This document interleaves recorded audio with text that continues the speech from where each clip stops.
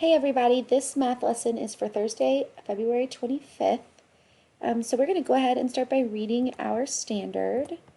And today's standard says express a fraction with a denominator of 10 as an equivalent fraction with a denominator of 100, and use this technique to add two fractions with respective denominators 10 and 100. I don't want to confuse you too much, but I want you to kind of think of money. So think of dimes versus pennies. When we see a fraction that is over 10, like 1/10, that's like having one dime. Okay, one dime is worth 10 cents. Okay, so 1/10 is 10. When we see a fraction over 100, that's like pennies because it takes 100 pennies to equal a dollar. So if I had 1/100th, that's going to be different than 1/10 because that's like one penny versus one dime. So I want you guys to kind of think about it that way. If you know your 10 facts, this is even easier. So we will be going through our lesson today. The specific learning target says I can make equivalent fractions for tenths and hundredths. And then the new learning today is that you can add those tenths and hundredths. And we'll do some examples together. So it says, what if I don't have a model to show my problem? When we have the models like we've seen the last 2 days with like the grids of 10 or the grids of 100, it does help. But what if I don't have that? So here's a little video we'll watch to help us solve these types of problems even when I don't have visual models. Adding fractions with denominator 10 and 100. We learned before how to add fractions that have the same denominator. So, for example, if we have 4/10 plus 3/10, we just add the two numerators 3 plus 4, which is equal to 7. And we keep the denominator 10 the same. So the answer will be 7/10. And if we have 4/100ths plus 33/100ths, we add 4 plus 33 equals 37 and keep the 100. And our answer will be 37/100ths.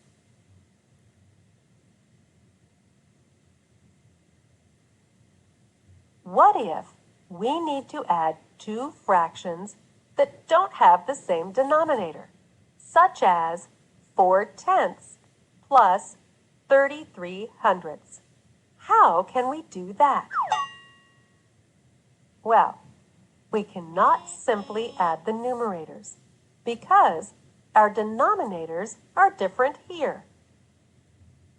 But notice that there is an easy way to convert a fraction with denominator 10 to a fraction with denominator 100 by multiplying both numerator and denominator by 10, which means simply adding a 0 to the right of both denominator and numerator.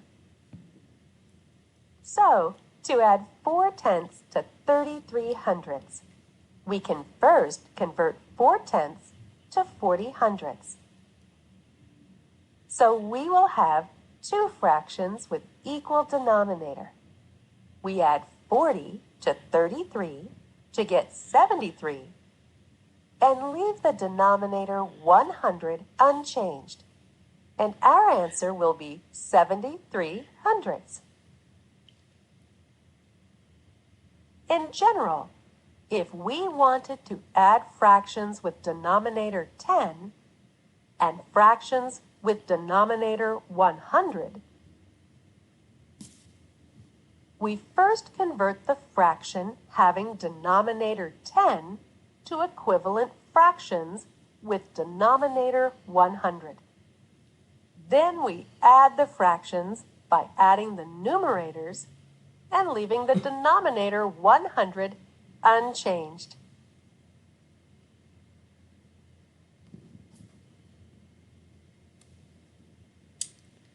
All right, I'm going to pause that there. What a lovely voice she has. All right, so just some practice for us. Let's practice converting tenths to hundredths. I'm going to model the first one, and then I'm going to give you a chance to try the next one. You can pause the video, try it with your substitute, and then unpause the video, see if you were correct. In order to do this, you have to be able to convert. And this is super easy. We've practiced this before with harder fractions. You're just moving from tenths to hundredths, and you can already see the relationship between tenths and hundredths is I have to multiply by 10. 10 times 10 gives me 100.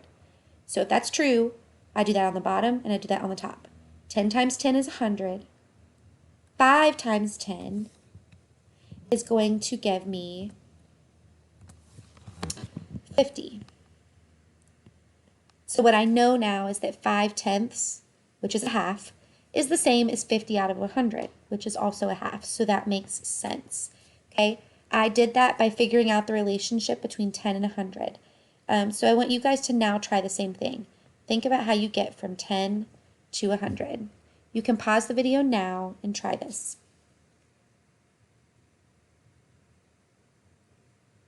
All right. So what you should have done is recognize that 10 times 10 gives you 100, and then do that on the top too. Okay, 3 times 10 is going to give me 30. So 3 tenths is the same as 30 hundredths, just like 5 tenths was the same as 50 hundredths. Okay. Same thing, think about the relationship between 10 and 100. How would you convert 7 tenths to hundredths? You can pause the video and try.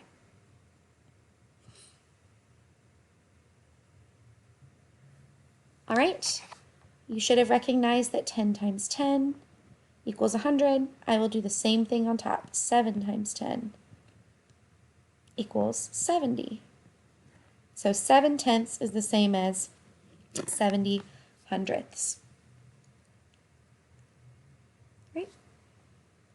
And now you can try the last one on your own. I like this one because I like to think if I have 1 dime, how many pennies is that the same as? But you go ahead, you can pause the video and try.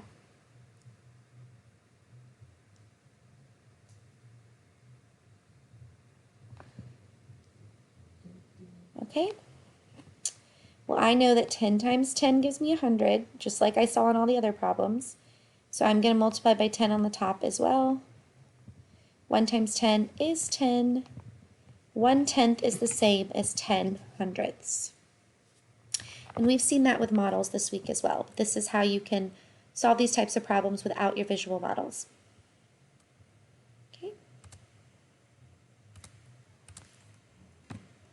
All right, so this is similar to what we saw in the video. We're going to do this one together as well. We have 5 tenths plus 19 hundredths, and we should recognize something right away about these fractions. What we should recognize is that these fractions have different denominators. So I can't just add 5 and 19 because tenths are different than hundredths. I'm going to need to make one of these fractions equivalent. I'm going to need to change to hundredths. And you can see right here that we're supposed to do that with 5 tenths. So just like we practiced before, moving from tenths to hundredths, like we did in the last slide, this is all you have to do in order to make this problem friendly. I need to know 5 tenths is the same as how many hundredths. So go ahead and try this one if you'd like to. We can pause, try to convert, and then you can unpause to check.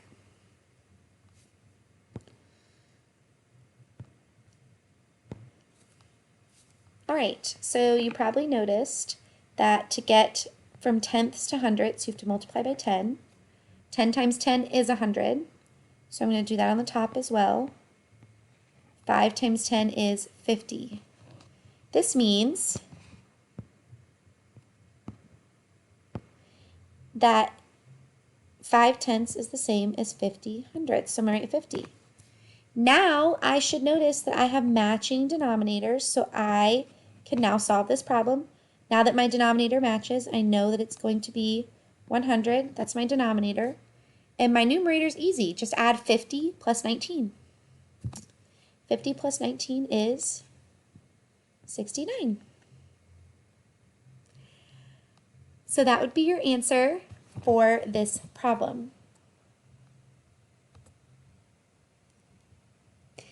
Now I want you guys to try this one on your own. So not as many little clues here to help you, but the first thing you should notice is that these denominators do not match, and they need to in order to solve this. So you can pause the video at this time and go ahead and attempt this problem. When you're ready to see the answer, you can unpause.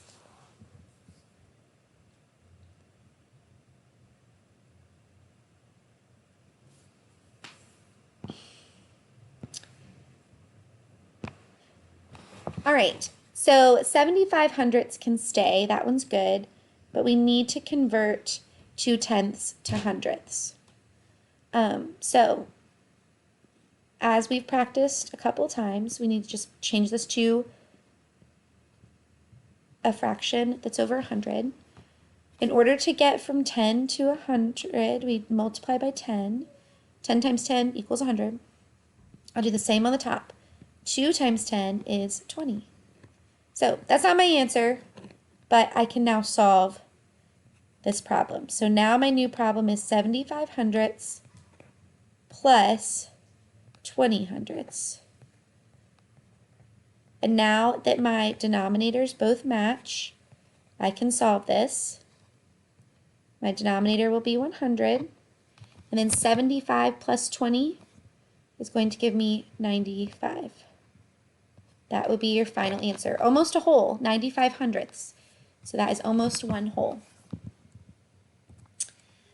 All right. So today we have practiced not only converting tenths to hundredths, but also doing that when we need to add these fractions. All right, so just as a reminder, your math choice board was given to you Monday. You are to choose 2 activities. These are the 3 choices you have. Choose 2. You might already be done. If you are done, you do have access to work on Zern. But here is your task today. You'll find this on Seesaw, or if you're face-to-face, you'll miss your substitute will give this to you. You are literally practicing what we did today. You can see in the example problem here, you were given 5/10, 13 hundredths. You can't add those the way they are because they have unmatching denominators. So you can use the strategy we learned today to find a common denominator of hundredths, or you can use the pictures if you want to. The pictures might be helpful as well. Okay. If you're wondering where 63 hundredths came from, remember 5/10 is the same as 50 hundredths. So 50 plus 13 is 63. Okay. You can always rewatch this video if you need to, or you can, refer to your class notes if you need to as well. But that's your task today. Once you finish that, you can work on your choice board. If you're finished with your choice board, you're welcome to go on Zern or Prodigy. Zern matches our lessons this week, so if you're really wanting to practice these tenths and hundredths, Zern is going to be your best bet because it is matching our standards, okay? Your Zern login is available on Seesaw in your journal if you have forgotten it. All right. Good luck. All right, as for your closing today, this is your closing problem. It says find the sum by using an equivalent fraction to get common denominators. I literally just want to see if you can use today's skill to help you solve this problem. You might notice something a little different than what we've seen so far, but I want to see if you can notice what that 10 tenths might mean if it were out of 100, right? So that's your closing today. It's kind of your ticket out the door. All right, good luck, you guys.